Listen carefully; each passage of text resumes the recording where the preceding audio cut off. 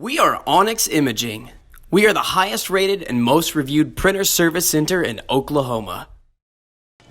Hey there YouTubers, it's your girl Brett over here at Onyx. Today I'm going to show you how to change the ink on an HP OfficeJet Pro 5740. So this printer takes a 62 ink cartridge. You can either have the 62 or the 62 XL.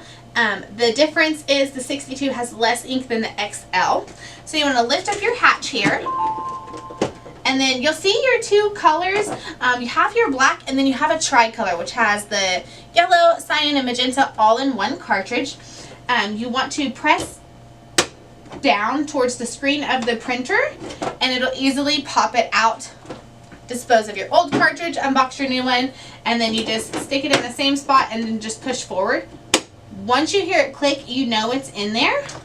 Then shut your hatch. Your printer should then initialize and reset everything. If you guys are in need of any supplies or quotes, give your girl Brett a call and have a great day. Thank you for watching. If you're interested in how you can receive free labor on all of your service calls, as well as how to qualify for free printer upgrades, contact us today. We are here for all of your printer and office supply needs.